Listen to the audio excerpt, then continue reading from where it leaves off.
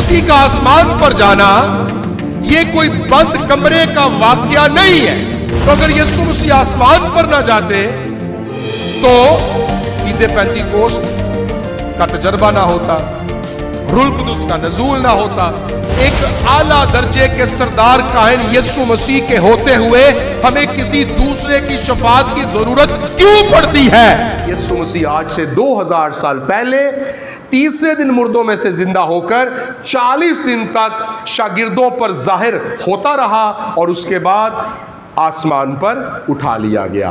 तो मुकद्दस कलाम में से देखेंगे अमाल की किताब के पहले बाब की 9वीं आयत से 11वीं आयत तक हम आयात समात फरमाएंगे।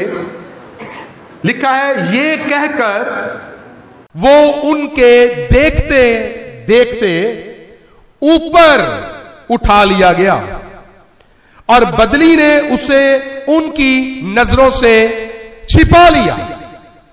और उसके जाते वक्त जब वो आसमान की तरफ गौर से देख रहे थे तो देखो, 2 मर्द सफेद पोशाक पहने उनके पास आ खड़े हुए और कहने लगे, ऐ गलीली मर्दों, तुम क्यों खड़े आसमान की तरफ देखते हो? यही यीशु जो तुम्हारे पास से आसमान पर उठाया गया है, इसी तरह फिर आएगा। किस तरह? जिस तरह तुमने उसे आसमान पर जाते देखा है। इन आयात की वसीला से खुदा हम सबको बरकत दे, आमीन, हालेलुया। आज का जो मजमून है यह है रफ़ाए समावी की इलाहियाती खसूसियात। रफ़ाए समावी से मुराद मसीह का आसमान पर उठाया जाना। राफे यानी उठाया जाना, rising up, ascension of the Lord Jesus Christ. So रफ़ाए समावी से मुराद यीशु मसीह का आसमान पर उठाया जाना।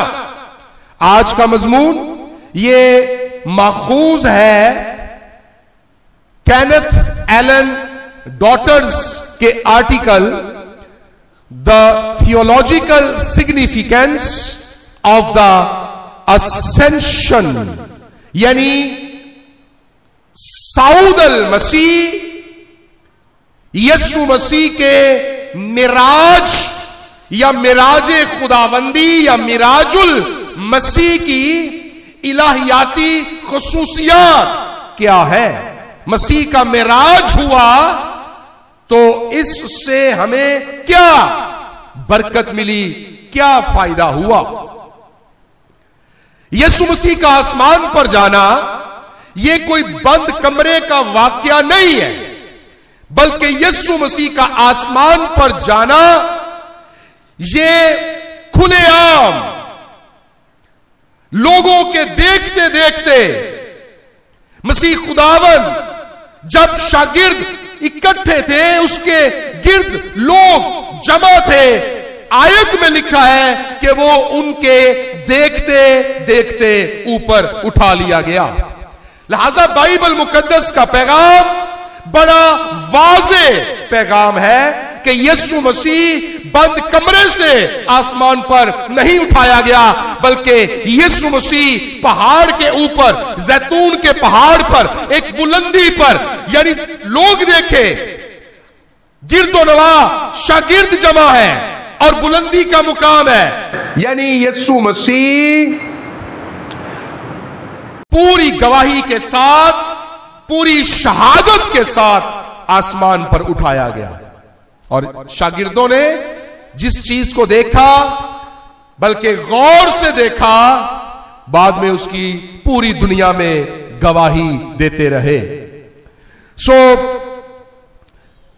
रॉबर्ट एफ रामे ने कहा, मिराजुल मसीह के बगैर ईस्टर नामुकम्मल, पेंतिकोस्त इल्तवा का शिकार और आमदे सानी नामुमकिन होती। उसका क्या फायदा कि यीशु मसीह जिंदा हो गया और आसमान पर नहीं गया? आगे चलकर हम देखेंगे।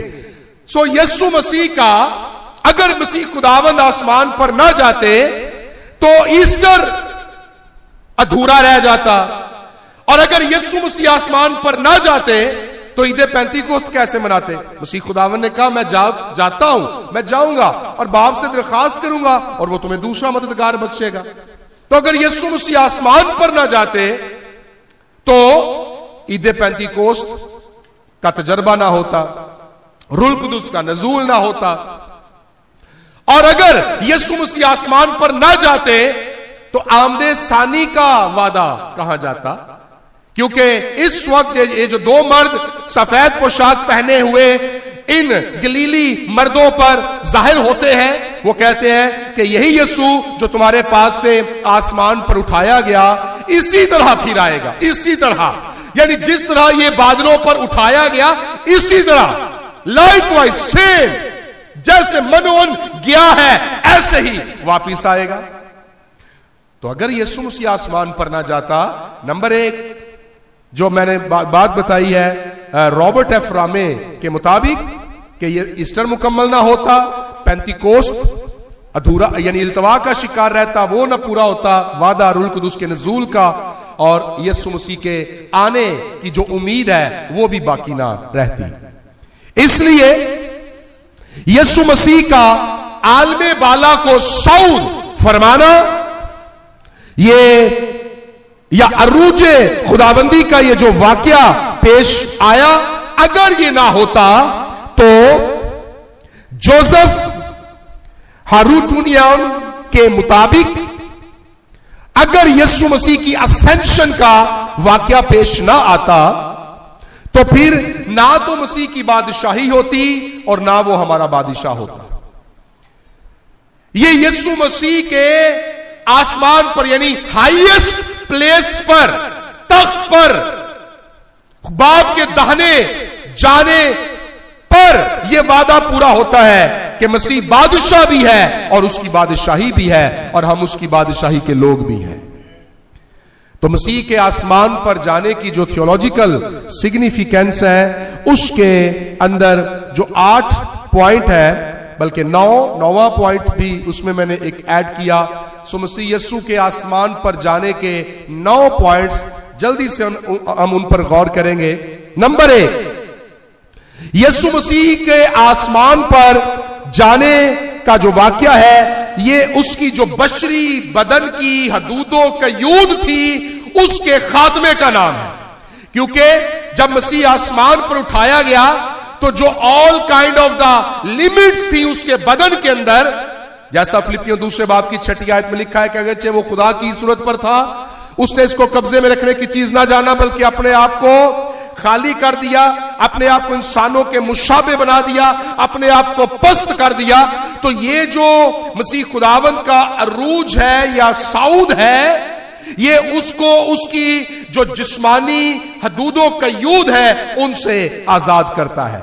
यानी यीशु मसीह अपनी लिमिटेशन से निकलकर अब लिमिटलेस यानी हर वक्त हर जगह ओमनी प्रेजेंट गॉड होने का मुकाशफा हमें देता है कि हर वक्त हर जगह पर वो मौजूद होता है। और उसने खुद फरमाया जहां 2 या 3 मेरे नाम से जमा होंगे, जहां यानी जहां कहीं भी जब कभी भी इकट्ठे होंगे मैं उनके दरमियान में उनके बीच में मौजूद होऊंगा। तो ये यीशु मसीह का वादा है। एक तो यीशु के आसमान पर जाने की जो खुसूसियत है वो ये है कि अब यीशु मसीह हर वक्त हर जगह पर मौजूद है और वो हमारे दरमियान में भी है। नंबर 2, औजो तजलील खुदावंदी यानी यीशु मसीह की एग्जॉल्टेशन, उसका औज, यीशु मसीह की सरफराजी और आसमान पर जाना, मसीह खुदावंद की तजलील, ग्लोरिफिकेशन, उसका जलाल हमें नजर आता है। यूहन्ना 17वें बाब की 5वीं आयत में यीशु मसीह ने जो दुआ की ना पूरे 17वें बाब में ये उस दुआ का जवाब भी नजर आता है कि बाप आप मुझे अपने साथ उस जलाल में जलाली बना जो बनाए आलम से पेशतर, दुनिया की पैदाइश से पेशतर मैं तेरे साथ रखता था। सो यीशु मसीह दोबारा उस जलाल में नजर आते हैं जिस जलाल में दुनिया की पैदाइश से पेशतर वो थे। लिहाजा सऊदल मसीह दर हकीकत तजलील खुदावंदी और औजुल मसीह है, यानी यीशु मसीह की एग्जॉल्टेशन और यीशु मसीह की ग्लोरिफिकेशन है। नंबर 3, यीशु मसीह का जलाली बदन में आसमान पर जाना हमारे बदनों की जलाली हालत में तब्दीली और हमारे लिए आसमान में दाखले की जमानत है कि जो जलाली बदन में मुर्दों में से जिंदा होकर आसमान पर गया है, यह इस बात की श्योरिटी है, इस बात की गारंटी है कि उसके लोग भी वहां पर होंगे जहां पर वो है। तो ये हमें श्योरिटी देकर यीशु मसीह जाते हैं, मैं जाता हूं, मैं फिर आऊंगा और तुम्हें अपने साथ ले जाऊंगा। तो मसीह का आसमान पर जाना और जिंदा हालत में जाना और जलाली बदन में जाना कलीसिया का भी जलाली बदन में आसमान पर दाखला मुमकिन बना देता है। नंबर 4, यीशु मसीह का आसमान पर जाना दर हकीकत हमारी शिफात का आगाज है। मसीह खुदावंद आसमान पर जाकर हमारी शिफात करते हैं बाप के दहने। इब्रानियों 7वें बाब की 25वीं आयत। इसीलिए जो उसके वसीले से खुदा के पास आते हैं वो उन्हें पूरी पूरी निजात दे सकता है। और आगे क्या लिखा है, क्योंकि वो उनकी शिफात के लिए हमेशा जिंदा है। सो यीशु मसीह का आसमान पर जाना हमारी शिफात के लिए है। क्योंकि अगर यीशु मसीह आसमान पर ना होते, ना जाते, तो हमारी शिफात कौन करता बाप के सामने। और याद रखें, खुदा और इंसान के बीच में दरमियानी एक है, शफाती एक है, इंटरसेसर एक है। कोई शख्स बाप के सामने किसी का वचोला नहीं हो सकता सिवाय खुदा के बेटे यीशु मसीह के। इस बात को हमने अपने जहन में बिठाना है। अहद अतीक में जो सरदार काहिन होता था वो मीडिएटर होता था, खुदा और इंसान के बीच में सरदार काहिन दरमियानी होता था। यीशु मसीह हमारा सरदार काहिन है और वो खुदा और इंसान के बीच में दरमियानी है। एक आला दर्जे के सरदार काहिन यीशु मसीह के होते हुए हमें किसी दूसरे की शफात की जरूरत क्यों पड़ती है?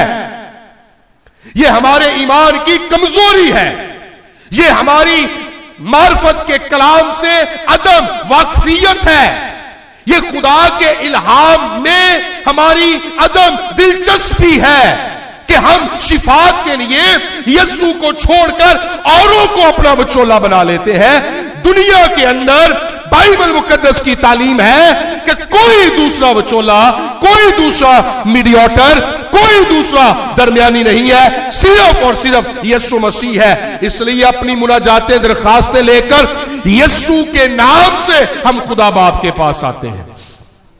क्योंकि फिलिपियों 2 बाब में वाज़ेह तौर पर लिखा है कि आसमान के तले और जमीन के ऊपर आदमियों को कोई दूसरा नाम बख्शा ही नहीं गया। कोई दूसरा नाम नहीं है, सिर्फ और सिर्फ एक नाम है और वो यीशु मसीह है। तो आज आप अपनी तस्हीह कर लें कि अगर आप खुदा के हुजूर किसी और नाम की सिफारिशें और सहारे लेकर जाते हैं तो इससे कोई फायदा नहीं है। ये आपकी मुशक्कत तो हो सकती है लेकिन इसका रिजल्ट कोई नहीं है।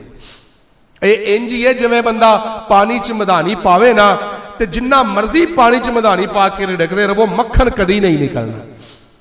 सारी उम्र आप शफाते करवाते रहे, आप सिफारिशें करवाते रहे, लेकिन जो बाइबल की तालीम है वो ये है कि दरमियानी सिर्फ यीशु मसीह है।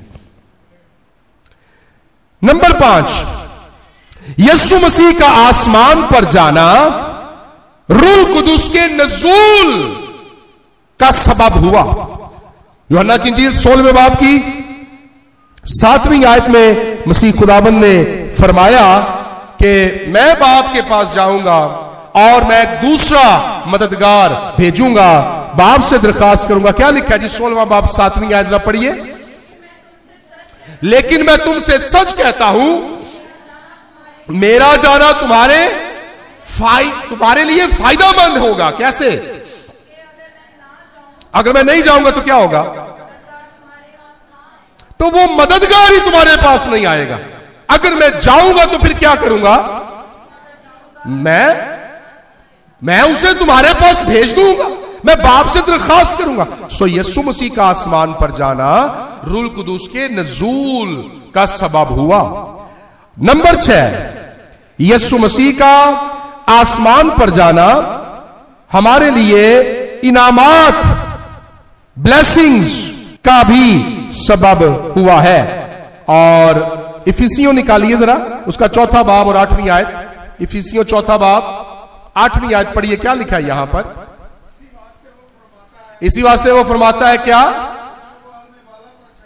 जब वो आलमे वाला पर चढ़ा तो कैदियों को साथ ले गया और आगे क्या हुआ? और आदमियों को इनाम दिए। सो यीशु मसीह का आसमान पर जाना आदमियों को गिफ्ट्स की डिस्ट्रीब्यूशन का, इंसानों में गिफ्ट्स की डिस्ट्रीब्यूशन का, इनामात की तकसीम का सबब बना। सो यीशु मसीह आसमान पर ना जाते तो इनामात की, ब्लेसिंग्स की, गिफ्ट्स की तकसीम मुमकिन ना होती। नंबर 7, यीशु मसीह अगर आसमान पर ना जाते तो हमारे लिए आसमान पर जगह कौन तैयार करता? यूहन्ना की इंजील 14वां बाब 2-3 आयत में मसीह खुदावंद ने कहा, मेरे बाप के घर में बहुत सारे मकान है, यानी बड़ी जगह है। अगर ना होते, यानी अगर जगह ना होती, अगर मकान ना होते तो मैं तुमसे कह देता, मैं जाता हूं, जाके तुम्हारे लिए जगह तैयार करता हूं। सो यीशु मसीह का आसमान पर जाना हमारे लिए इसलिए भी फायदेमंद है, इसकी जो थियोलॉजिकल सिग्निफिकेंस है, यीशु मसीह के आसमान पर जाने की जो इलाहियाती बरकत और खुसूसियत है वो ये है कि वो हमारे लिए जगह तैयार करता है। नंबर 8, यीशु मसीह का आसमान पर जाना ये वादा पूरा करने की तरफ भी इशारा है कि जो गया है वो वापस भी आएगा। जैसा भी हमने आयत में अमाल की किताब के पहले बाब की 11वीं आयत में पढ़ा कि जो 2 मर्द आए सफेद पोशाक पहने, उन्होंने कहा ये जो तुम्हारे पास से जाता है ये वापस भी आएगा। और आखिरी बात, 9वां पॉइंट है, यीशु मसीह अगर आसमान पर ना जाता, आज हम इस शायरबानी में शरीक हो रहे हैं, पाक सियाफत में हम शरीक होते हैं, हम यीशु मसीह के बदन और खून में शरीक होते हैं। यीशु मसीह का आसमान पर जाना हमारे फायदे के लिए यह भी है कि वो जो सब आसमानों से गुजर गया वो खुदा बाप के हजूर में हमारी तरफ से चीफ प्रीस्ट, यानी हाई, जो चीफ प्रीस्ट है, हाई प्रीस्ट है, चीफ प्रीस्ट है, सरदार काहिन होकर अपना ही खून लेकर, कफारे का लहू लेकर, हम आदमियों की निजात के कफारे का कटोरा, प्याला लहू का लेकर बाप के हजूर जाता है और बाप के हजूर में अपना खून पेश करके हमारी तौबा, हमारी निजात, हमारी मुआफी पर मोहर साबित कर देता है। इसलिए यीशु आसमान पर गया ताकि हमें निजात और मखलसी मिल सके। तो ये जब हम यीशु मसीह के सऊद फरमाने की बात देखते हैं तो हमें इन 9 पॉइंट्स को मैंने आपके सामने रखा। इसके अलावा भी बाइबल मुकद्दस में हमें इसकी और भी बरकत मिलती हैं, लेकिन अभी हम आए दुआ करेंगे और खुदा से फजल मांगेंगे कि खुदावंद हमें मुंतजर रहने की तौफीक दे, ताकि यीशु मसीह जो आसमान पर गया, बादलों पर गया, जब वो बादलों पर आए तो हम में से कोई भी रहा हुआ मालूम ना हो, बल्कि हम सब उसकी हजूरी में कबूल किए जाए। अपनी आंखों को बंद करेंगे और हम दुआ करेंगे। खुदावंद इस कलाम के वसीला से हम सबको बरकत दे। आमीन।